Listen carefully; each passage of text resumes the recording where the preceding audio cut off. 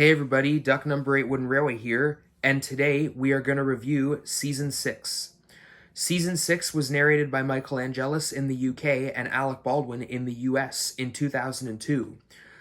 Additionally, in 2004 for the US, Michael Angelis narrated the pack episodes in the US for the New Friends for Thomas DVD, and in 2005 Michael Brandon narrated 6 other episodes, not the pack episodes, but 6 other random episodes in this season in the US for PBS airings, with its music composed by Robert Hartshorn, not the original Michael Donnell and Junior Campbell. So that's kind of a little off. I'll talk about that more as we review, but speaking of narrating, this season also marks another milestone for a really, really big narrator. This is also Alec Baldwin's last series as the narrator in the US, and I really, really, really, really loved Alec Baldwin's narrating. Although in season 6, it doesn't really. I think he did good in season 6, but in season 5 he did better. But still, I like his US narrating in season 6. But the reason why I give it a little bit lower is because for characters such as Donald, Douglas, and Duncan, he doesn't give them Scottish accents. He just the voice that he gave Duncan in the previous series, he doesn't do the same in this series, so that's kind of a little strange. But overall, I still think that Alec Baldwin did really, really good. I would have liked it if they had him on for season 7 as well, because season 7 is still part of the classic era. So basically, I think that Alec Baldwin should have narrated seasons 5, 6, and 7. I think that he should have narrated season 7 as well, because first of all, season 7, I'll talk about that when we review season 7, but for this part, what I have to say is that he didn't narrate. They didn't have Alec Baldwin on for long enough. Just like Ringo Starr, who narrated the UK for seasons 1 and 2, the first 2 series. Although he also narrated the US for all of season 1 and the majority of season 2. They only had him on for 2 seasons, 52 episodes. That's what they have with Alec Baldwin as well. Alec Baldwin only did 2 seasons, 52 episodes. The 26 episodes of the previous season and the 26 episodes of this season. So that's kind of a little strange. So yeah. But this is Alec Baldwin's last season as the narrator. And also additionally, if you count all of Michael Brandon's narrating, including the 6 episodes for this is actually the first season to have Michael Brandon as the narrator. Well, only for 6 episodes. Just nothing else, basically. Michael Brandon's his US narration for the 6 episodes that were featured on the PBS airings is not the original US version. Alec Baldwin's US version of season 6 is the original US version of season 6, with its music composed by Michael Donnell and Junior Campbell. So basically, in Alec Baldwin's US version, it's him narrating with the music composed by Michael Donnell and Junior Campbell. That's the original US version. Whereas Michael Brandon, when he narrated in 2005 for the PBS airings, it's the 2005 US version for the PBS airings with that music composed by Robert Hartshorn. So, yeah, that's kind of a little strange that they made Michael Brandon narrate 6 episodes of this season. I find that a little strange. He's not the full-time US narrator yet. He will take over in next season, in season 7, with his US version, the Michael Donnell and Junior Campbell. Well, with the Michael Donnell and Junior Campbell still in the UK, but Robert Hartshorn for his US version. I'll talk about that when we review season 7 as well. But yeah, that's weird that they did that. For example, of his narrating in 2005 for PBS airings, season 9 PBS airings, example, airing 16, Respect, you have Edward the Really Useful Engine with Molly Special Special and Respect for Gordon from season 9.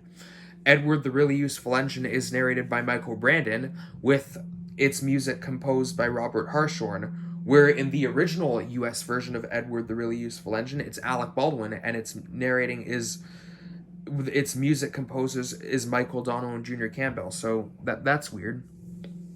And This, speaking of Michael Brandon narrating, it's also the first season to have its titles. Well, I don't really count this, but in Michael Brandon's narration, the title cards are read aloud.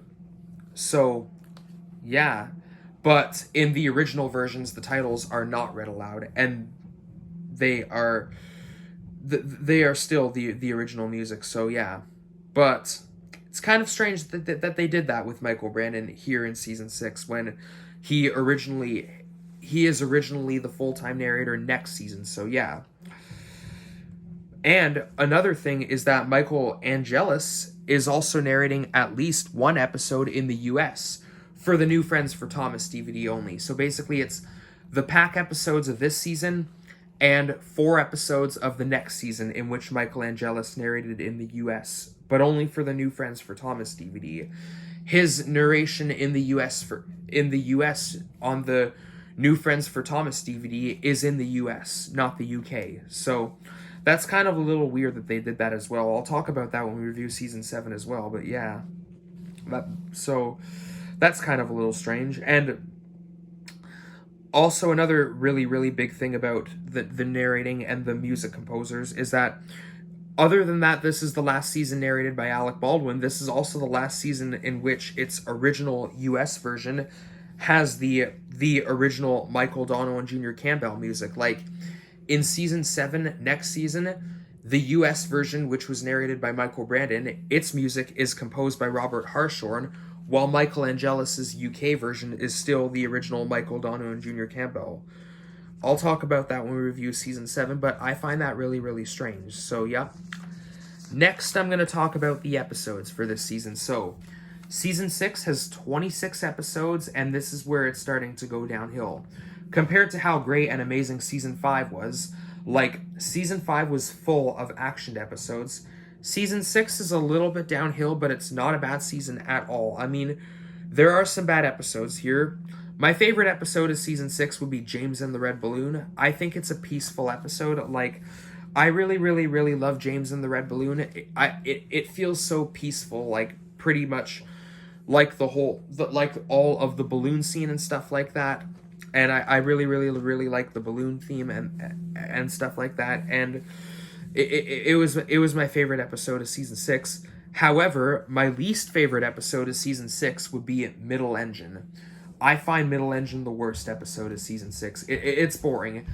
But this also has Ari and Bert, who are now properly fully introduced. Like in Stepney Gets Lost in last season, I talked about it.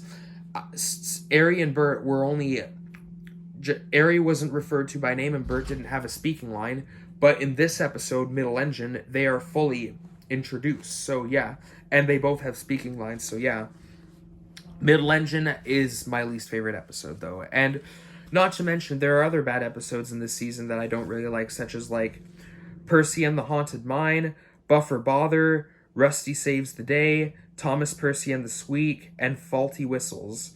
Those episodes in this season are not that good either. They're like bad episodes, so I don't really care much about those episodes. However, I do have other favorite episodes of this season. Well, my favorite would be James and the Red Balloon, but more episodes in this season that I really, really, really love.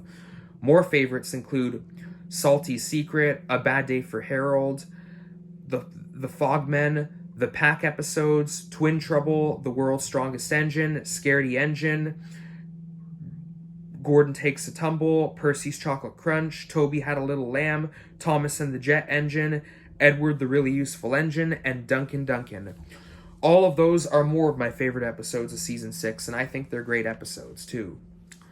So yep, those are pretty much all the episodes, and now we are gonna talk about the characters that were introduced in this season. So we have Salty, debut episode Salty Secret, Harvey, debut episode Harvey to the Rescue, Elizabeth, debut episode Elizabeth the Vintage Quarry Truck, and the Pack, their debut episode Jack Jumps In. But not all of the Pack. The only Pack characters that they introduced us to are Jack, Alfie, Byron, Oliver, Max, Isabella, and Kelly, and Ned, who didn't get a Thomas Wooden Railway form. So, but those are the Pack characters that were introduced in season 6. And the Pack episodes are great episodes. And this goes for the spin-off series. I think all of the spin-off series, like the Jack and the Pack spin-off series, is also really, really great. You can never go wrong with Jack and the Pack. I think that Jack and the Pack is really, really cool. But for this, these are all the characters that they introduced us to, plus Ned, who didn't get a Thomas Win Railway. But I really, really, really, really love the Pack. I think that all Pack episodes are amazing, and I think that they are amazing characters. And like the Pack, like the spin-off series was originally going to be its own TV show with episodes like basically it was originally going to be the original plan was going to be its own TV show, but however, that didn't happen. Not they didn't get all 26 episodes in. So basically Jack and the Pack only had 13 episodes, but even though that the plan didn't work, and even though that there are only 13 episodes, at least one character from the Pack gets at least one episode to themselves within 13 episodes. I think that that is still great, and I love that. So yeah, but basically this is all the Pack characters that were introduced in season 6, and then when the spin-off series comes, we are introduced to Max's twin, Monty, Nelson, Patrick, and Buster, who also didn't get a Thomas Win Railway form. So yep, those are pretty much all of the characters that are introduced in season 6. And with that being said, that's pretty much the entire review to season 6. I hope you enjoyed this review, and stay tuned tomorrow for season 7.